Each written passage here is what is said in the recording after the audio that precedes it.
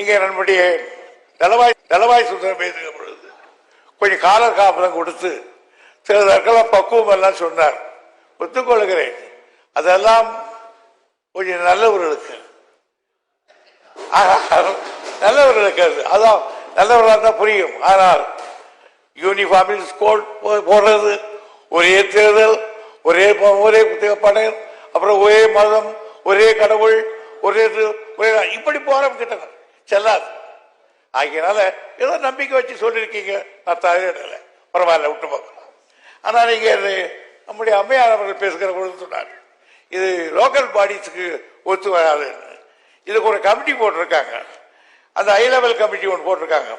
அவங்க நம்ம தேர்தல் அதிகாரிக்கு ஒரு லெட்டர் அனுப்பிச்சிருக்காங்க.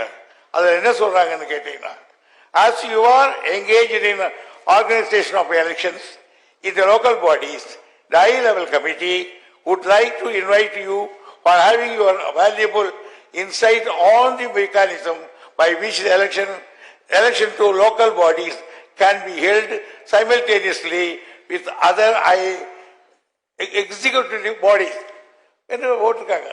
அதனால லோக்கல் பாடிஸுக்கு தான் சேர்த்து தான் வந்திருக்கு.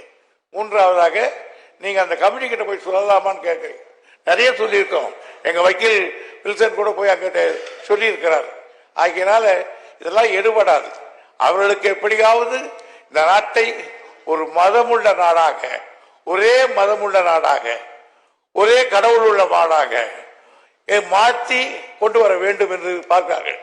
உலகத்தை முடிமன்னர்கள் எல்லாம் முடியை எழுந்துவிட்டு ஜனநாயகத்தை நோக்கி வருகிற காலகட்டத்தில், இந்த காலத்திலே குடியாட்சியை முடியாட்சி திட்டத்தை கொண்டு போகிற காரியத்திலே இன்றைக்கு ஒன்றிய அரசு ஈடுபட்டுக் கொண்டிருக்கிறது.